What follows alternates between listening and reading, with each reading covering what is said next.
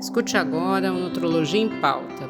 Esse podcast vai transformar a sua saúde. Aqui é opinião baseada em ciência.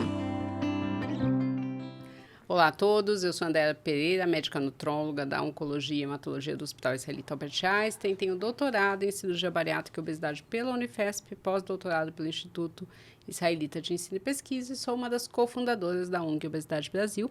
Eu estou aqui super bem acompanhada por Maurício Rossini, médico psiquiatra com pós-graduação em Medicina do Sono, do Instituto de Ensino e Pesquisa Albert Einstein, médico também psiquiatra do Centro de Obesidade e Diabetes do Hospital Alemão Oswaldo Cruz e preceptor em residência médica em psiquiatria. Tá? Obrigada, Maurício. A gente aproveitou esse mês para falar de cirurgia bariátrica. Então, nós falamos dos aspectos positivos, né? A Glenda falou como foi a experiência dela com a cirurgia bariátrica, falamos da deficiência nutricional. Agora a gente vai falar de alguns aspectos que muitas vezes acabam sendo escondidos aí embaixo do tapete, que são aspectos de problema da cirurgia bariátrica. A gente precisa falar para a gente tentar prevenir, né? E aí eu queria conversar com você, né? A gente tem visto, né, nos últimos anos, principalmente na pandemia, um aumento do alcoolismo. Muitas pessoas ficaram sozinhas e a companhia era o álcool, né? E isso é uma preocupação na cirurgia bariátrica, né? É ou não? Isso é um mito? Andréia, obrigado pelo convite, primeiramente. E é mito parcialmente, vamos colocar desse jeito. O que eu gosto de dizer é que a cirurgia bariátrica ela não causa nenhum adoecimento psiquiátrico. Ela não é a causa direta, tá? O problema é que para a gente conseguir fazer a cirurgia, a gente precisa passar por uma série de etapas, principalmente aqueles que têm o convênio. O SUS, a gente sabe que são processos um pouquinho mais longos. Sim. Então, alguns pacientes acabam omitindo algumas coisas que já faziam antes para conseguir o maravilhoso laudo de liberação. Né? Infelizmente, isso acontece mesmo. Infelizmente. Então, muitos pacientes, eles chegam já com algum problema anterior à cirurgia. Aí, como você mesma falou, é um assunto que está lá embaixo do tapete, o pessoal, ou por uma questão cultural, ou por uma questão de medo mesmo, né, da não liberação, de não conseguir fazer o tratamento, não considera que aquilo seja um problema, então acaba, vamos colocar, depois da cirurgia acaba aparecendo. O álcool ele dá uma anestesiada no estômago, é tolerante para quem fez a cirurgia depois, principalmente os destilados, né? A bebida fermentada que tem muito gás acaba dando uma certa entalada, vamos colocar assim. Mas algumas bebidas acabam sendo bem de bastante tolerância e uso. Então, eles acabam tirando a proteína, que é de difícil digestão, eles acabam tirando algumas coisas e usando o álcool no lugar porque dá uma sensação de bem-estar. Né? Então, isso acaba acontecendo. Mas, de qualquer forma, o álcool, quando a gente faz a cirurgia, a gente muda o metabolismo do álcool. O trânsito intestinal é muito mais rápido, então se absorve muito mais rápido, né? Você tem um aumento da velocidade de esvaziamento do estômago, então isso acaba facilitando. Sim. E muda o jeito que também o meu cérebro vai processar esse álcool. Já tem alguns estudos mostrando que ele ativa um pouquinho mais de alguns receptores de opioides no nosso cérebro. Então, dá uma sensação de prazer e, como eu falo, tirou o problema da casa. Né? Toda vez que você estimula isso, é aquela sensação de quando alguém faz uma atividade física, come aquele chocolate gostoso, parece que os problemas dão uma sumida da vida. Eles acabam aproveitando isso e começam a usar o álcool de uma maneira desmedida. E usando o álcool de maneira desmedida, acaba tendo uma tendência a você propiciar essa dependência. Né, eu lembro que na Unifesp a gente chegou a fazer um levantamento, foi até um doutorado de uma psicóloga, a gente chegava a ter 30% de alcoolismo no pós-cirurgia. Né? E tinha muito isso que você falou mesmo, da pessoa já chegar lá sabendo o que ela tinha que falar para a liberação. Tem muito erro também do profissional de saúde, muitas vezes, porque a gente pergunta, principalmente da minha área, a gente pergunta se a pessoa ingere bebida alcoólica, a pessoa responde socialmente e você deixa para lá. Socialmente, a vida é uma festa, né? Então, eu tinha um paciente que eu perguntei para ele falou para mim, socialmente, tá? Eu falei, mas quanto? Aí ele, 1 litro de uísque por dia, né? Então, isso já não é mais o social, isso é né? A pessoa acha que isso é aceitável, né? É normal. E tem acho que alguns pontos. O primeiro é o cultural. Fazer uso de qualquer bebida alcoólica é aceitável e estimulado. Né? Como que você vai... Eu lembro quando saiu a lei seca aqui no Brasil, a tolerância zero para direção, colegas meus estavam na faculdade. Mas como que eu vou comemorar alguma coisa sem tomar cerveja? Isso a gente ouve muito. Então... Que graça vai ter a festa se eu não posso beber? Então, a gente depende muito do álcool para ter um estímulo, para perder aquela inibição, para a gente aproveitar a festa, dançar mais. Então, isso é uma coisa que na cultura está muito enraizada. E outro problema que é aquilo que as pessoas consideram como dependência. Porque dependência tudo bem, nesse caso que você comentou, já é bem característico, né? 1 litro é bastante coisa, ainda mais todo dia. Mas eu não preciso ter todo dia para ter uma dependência. Sim. E eu não preciso de uma quantidade muito grande para ter essa dependência. Então, quanto mais a gente vai vendo, você vê que as pessoas é uma não compreensão da situação. E uma sensação de tranquilidade também. Quando eu vou fazer alguma orientação para o paciente no pré-operatório, falar depois, não, mas não beba. E eu normalmente recomendo que não beba nada. Apesar de 6 meses depois da cirurgia, o pessoal já tem uma certa liberação. Mas eu falo, usa uma cerveja sem álcool. Hoje já tem lugares que tem vinho sem álcool. Sim. Para a gente não ter brecha para o risco. Eu também tenho essa recomendação, né? Porque eu falo sempre para eles isso. A gente não sabe o que vai acontecer. Sim. Né? E é muito comum eles falar, eu tenho uma paciente que ela falou exatamente isso. Doutora, antes da bariátrica, eu tomava uma taça de vinho, eu já ficava alegre. Agora, eu posso tomar a garrafa inteira, que nada acontece, a minha tolerância mudou. Eu falei, então, você não deve beber nenhuma taça, né? Pra gente não ter esse risco. E tem essa coisa da aceitação social, né? De você... as pessoas que não bebem, elas falam assim, não, eu sofro até bullying, porque eu vou, a pessoa, chegou esse chato que não bebe nada. Mas sofre muito mesmo, né? Às vezes eu tenho pacientes que eu já recomendo por conta de algum medicamento, não fazer o uso. Eu falo assim, mas o que eu vou falar pro pessoal? Eu tenho uma festa, e aí o que eu falo?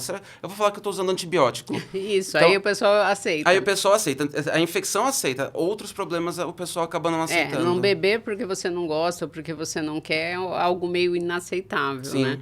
Eu tenho isso também com os pacientes oncológicos, né? Porque a gente sabe do risco de câncer através do álcool. Então, a gente tem, durante a quimioterapia, tudo bem eu não beber. As pessoas aceitam, mas depois falam, não, mas agora eu estou sonhando com alguma coisa, né?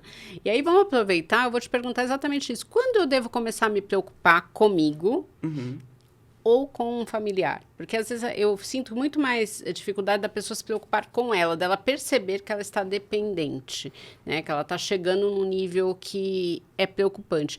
E o familiar, quando é que ele deve começar a se preocupar?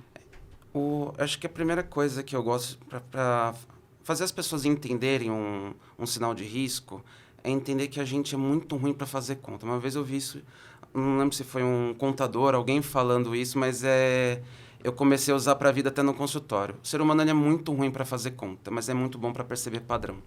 Só que o padrão ele não pode ser uma diferença milimétrica, tem que ser uma diferença um pouquinho mais grosseira. Então a gente só percebe o sintoma quando ou a gente está de fora da situação, ou quando de dentro a gente consegue olhar para trás e ver um degrau muito grande de como a gente estava. Então, eu sempre falo para as pessoas procurarem aquilo que é uma mudança do padrão. E não achar que está tudo bem, é só um pouquinho, eu vou dar conta. Para o familiar observar isso é muito mais fácil. Ele vai olhar e falar, não, tem coisa estranha, porque talvez ele não esteja presente 24 horas por dia, um familiar um pouco mais distante. Ele vai perceber que tem algo diferente. Para a pessoa, falar, eu vou tentar me observar, ver se você está gastando mais dinheiro, né? Afinal, bebida alcoólica custa muito caro hoje. Sim. Né? Ver se você está deixando de fazer coisas para consumir a bebida. Se você aumentou a quantidade de que você está... Antes eu gostava de tomar só um copinho de cerveja. Agora estou pegando 2 long neck, estou tomando já uma garrafa de vinho inteira. Então, tudo isso é para a pessoa perceber. Percebeu? Não tenta achar que você vai dar conta sozinho. Vai procurar um profissional para fazer minimamente uma prevenção. Mas eu acho que esse é o caminho mais... Até para o profissional dizer se você está exagerando ou não, né? Justo. Bom, às vezes eu falo para paciente, se encontrar um profissional que autorize beber uma taça de vinho, ou ele gosta muito, ele está sendo bonzinho com você, ou ele não sabe muito, porque hoje não tem mais dose de álcool segura, né? Exatamente. Então, o pessoal justifica muito, mas o vinho tem substâncias que ajudam no coração. O suco de uva tinto também tem. Então, o que ajuda é o resveratrol, né? Que é da uva. Não é Exatamente. necessariamente, não é o álcool, né? Exato. É que a gente tem uma campanha muito grande da indústria, né? Que entra como uma indústria alimentícia. Então, assim, não é bom. Então, tem essa coisa do social também, né? A impressão que eu tenho hoje é que as pessoas bebem muito mais do que bebiam antes. Eu não sei se você percebe isso no teu consultório. E, principalmente, assim, a gente tem visto faixas etárias, por exemplo, a pessoa se aposentou, está com mais de 60 anos, começa a ficar sozinha em casa, a gente vê. Não sei se isso está mais aceitável socialmente, se está mais fácil você conseguir bebida, porque hoje eu peço, ela chega na minha casa, né? Então, tem, acho que, várias questões aí. Eu acho que talvez não tenha aumentado tanto, mas as pessoas tenham tido menos vergonha de falar. Aconteceu um pouco do inverso com o cigarro. Antigamente, aquelas propagandas lindas e maravilhosas com pessoas montadas em cavalo, era um status. Era elegante. Era elegante. Hoje mudou muito porque você vai no mercado, você pega uma garrafa de gin, são as coisas mais lindas do mundo. Né? Você pega algumas garrafas de cerveja, são quase artísticas. Então, o que antes era uma coisa muito do bar, da coisa, agora não virou, ganhou um glamour. Né? A determinada bebida é muito chique. Então... você tirar uma foto com uma taça de vinho é uma coisa elegante, né? Mas... mesmo a cerveja, que era considerada uma bebida popular, hoje você tem também, né, uma glamouralização da cerveja, cervejas artesanais, então tem tudo isso. Porque se a gente pensar em faixa etária, eu já várias vezes eu atendo alguns idosos que começaram a beber com 10 anos. Então não é que hoje parece que está mais livre, talvez seja menos escondido. Eu acho que esse é o ponto principal. E também as pessoas não procuram ajuda. Se a gente pegar uma estatística só da dependência do álcool, as mulheres elas bebem muito mais quando elas deprimem. Então, mais ou menos 60% dos quadros de depressão do álcool, associado ao álcool na mulher, eles vêm como uma consequência da depressão. O homem é o inverso. Então, já era estimulado, continua sendo estimulado hoje. As mulheres estão sendo muito estimuladas.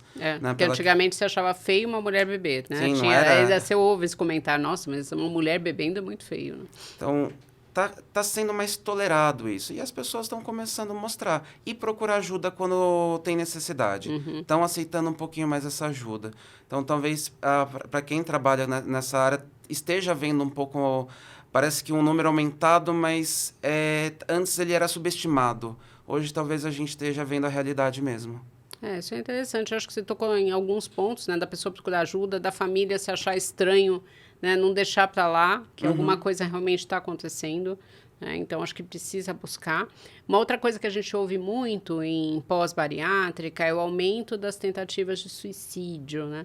Você vê isso? Você sabe de estudos mostrando isso? Felizmente eu não vejo isso, tá? Felizmente suicídio é uma coisa que tem conseguido ser evitado, mas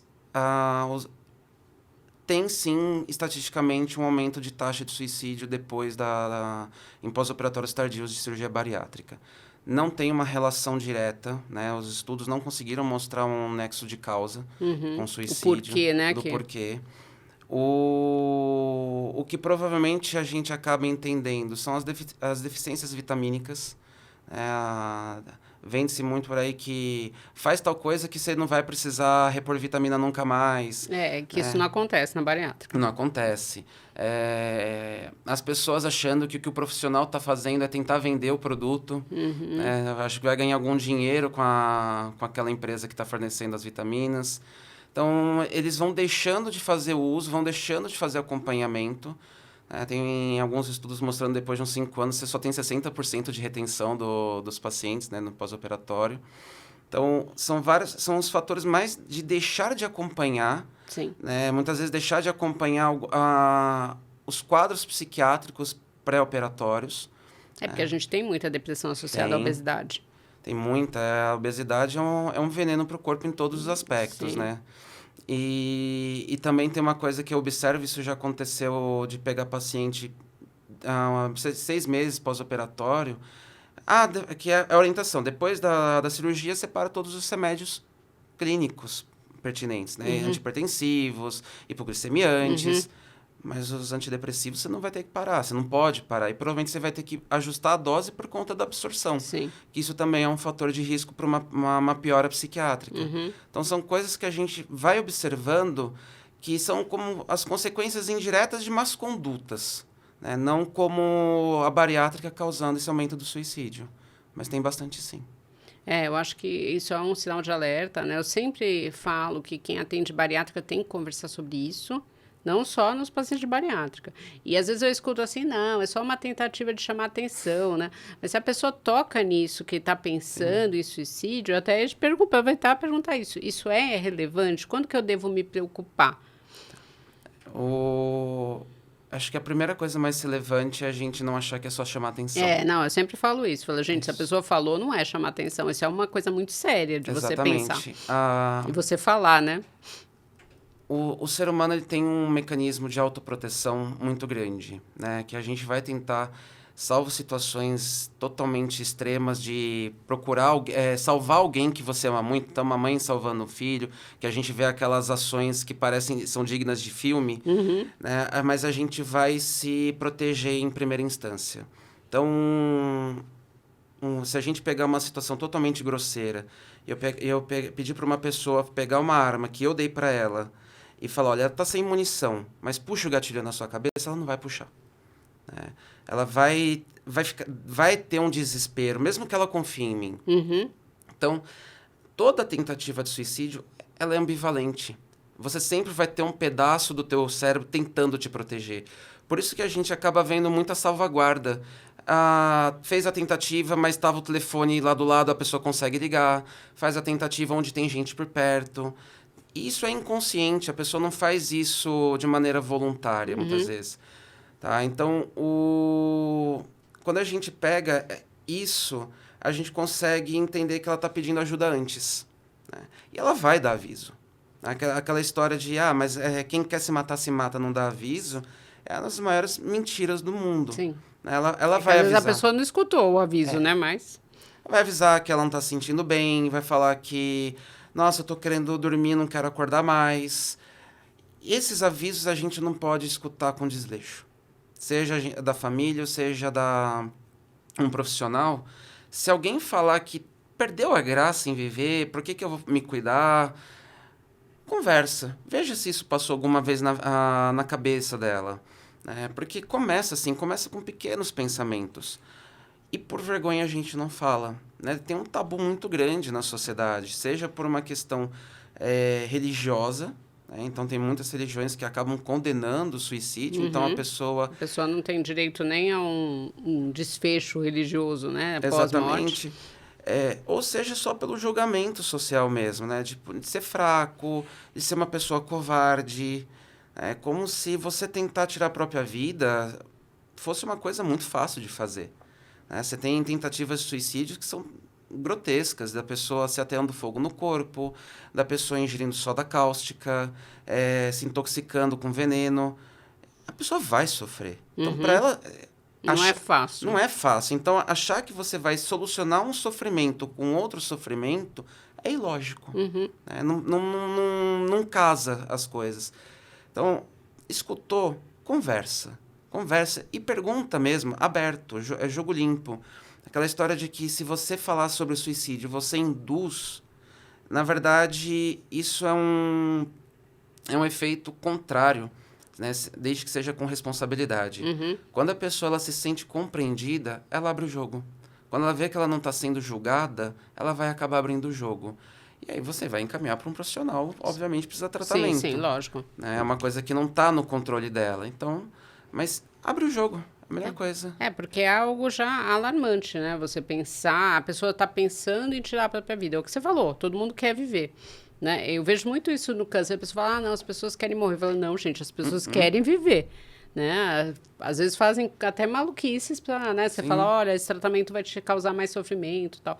Mas a pessoa quer viver. Então, quando a pessoa fala para você que está pensando nisso, é algo muito sério. A gente tem que levar, seja familiar, né? Se você está pensando nisso, você tem Sim, que acreditar que você precisa de ajuda, que não é uma coisa normal, né? E que dá para ajudar. com certeza. Né? Eu acho que isso é importante.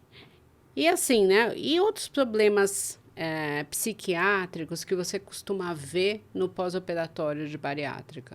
Felizmente, são só a maioria são problemas que já existiam antes. Uhum. Então, pessoas que já faziam uso do medicamento e que por conta da mudança da absorção, do processo, né, da velocidade do trânsito intestinal, às vezes a gente precisa ajustar a dose, né, ou fracionar a dose ao longo do dia.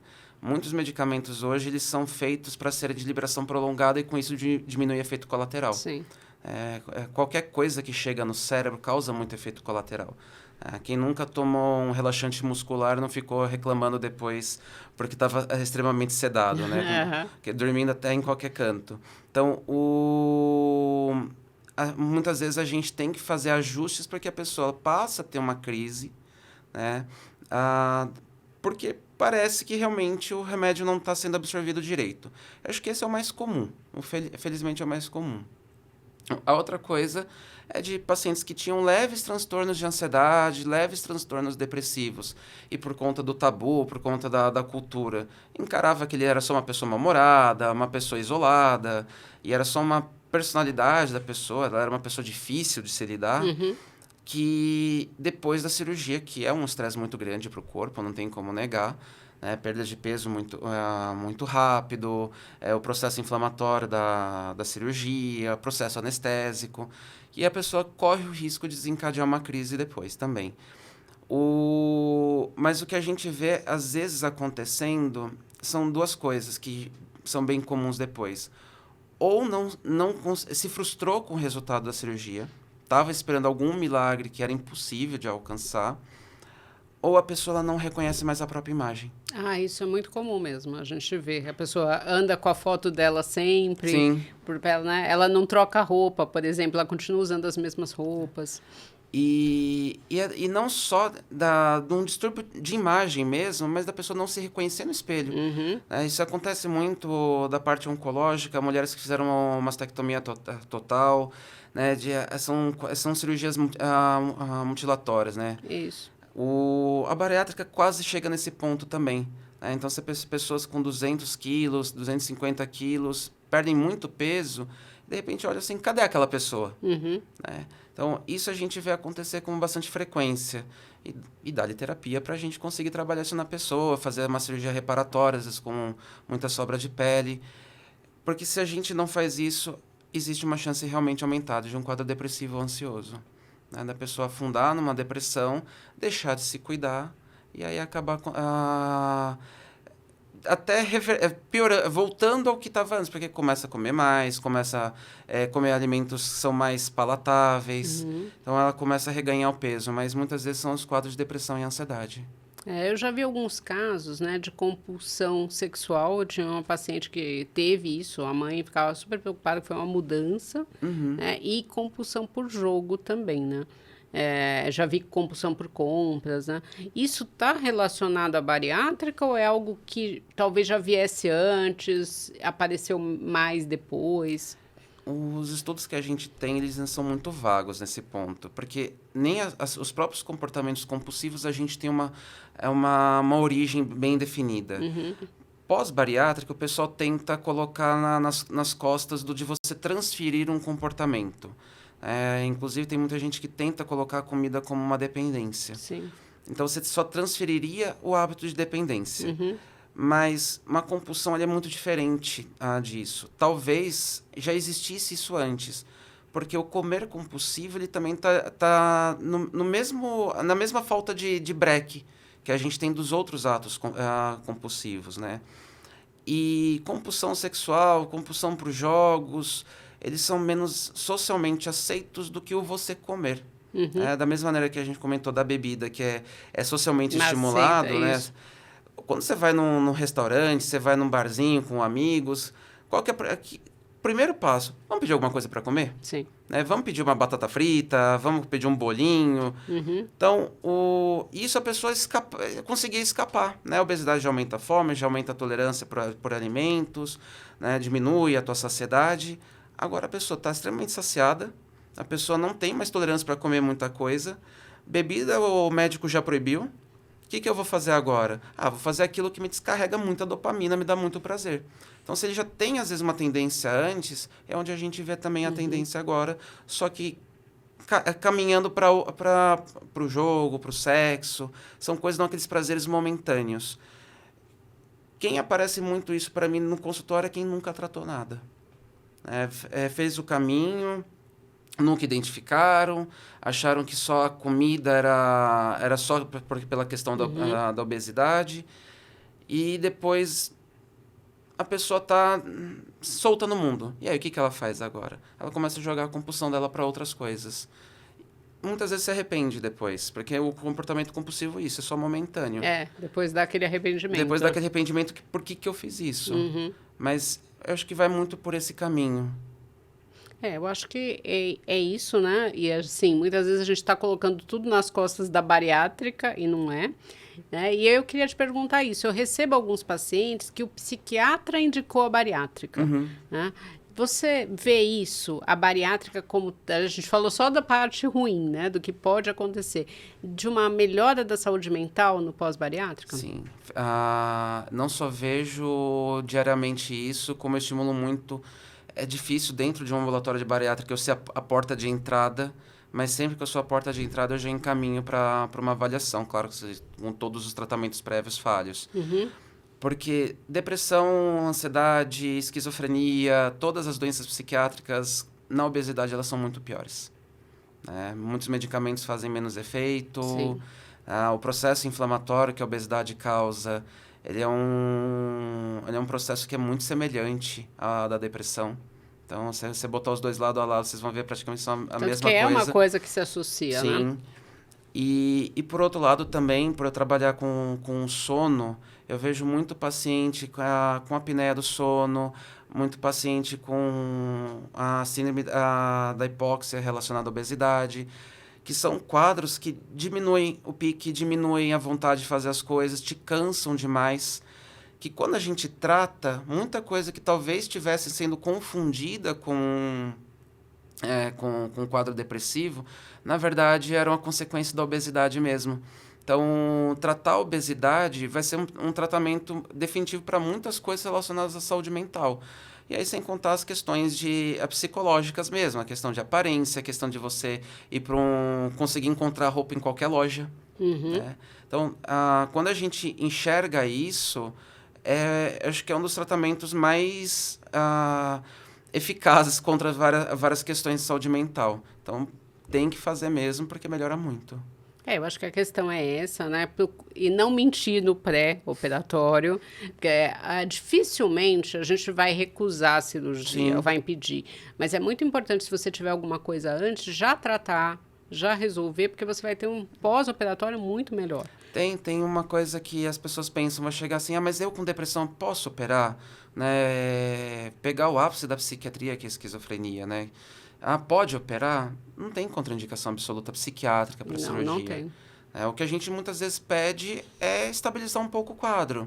Às vezes algumas mudanças medicamentosas... Às vezes vai demorar um pouquinho mais, mas não quer dizer que você não vai fazer. E mesmo assim, eu tenho o hábito de não esperar a resolução plena. Porque, como eu falei, que tem muita coisa que a obesidade ou mascara, ou piora, ou tá sendo um causador do quadro. Quando às vezes a gente alcança uma melhora suficiente, que o quadro psiquiátrico não vai atrapalhar a recuperação no pós-operatório, eu já libero. Porque aí, após operatório, eu seguro no remédio, vou dando jeitos, mas no próprio pós-operatório a pessoa melhora. Por conta da melhora pela perda, diminuição do processo inflamatório, que é praticamente imediato. Então, eu uso como tratamento a cirurgia. Então eu sempre explico isso para o paciente. O paciente normalmente fica muito tranquilo depois. Sim. Eu acho que é isso, é o medo. O medo de realmente você ser impedido de operar, então as pessoas acabam não contando tudo, mas isso vai trazer uma consequência né? É colocar a sujeira para baixo do tapete, mas ela vai sair em algum momento. Vai sair, vai explodir um momento. Não tem jeito. Então, bom, para vocês que estão nos ouvindo, eu queria agradecer muito, Maurício. Eu que agradeço. Né? E assim, não deixar de fazer tratamento, não procurar ajuda se você perceber. Se você tem o seu familiar também achar alguma coisa estranha, encaminhe. Tá? E a cirurgia bariátrica não é algo que vai causar mal para a sua saúde mental, né? Pelo contrário, a gente vê melhores, às vezes, melhora da saúde mental, mas tem alguns alertas aí que a gente tem que ficar atento, não só para a bariátrica, mas para a vida, né? Com certeza. Então é isso. Obrigada. Eu que agradeço.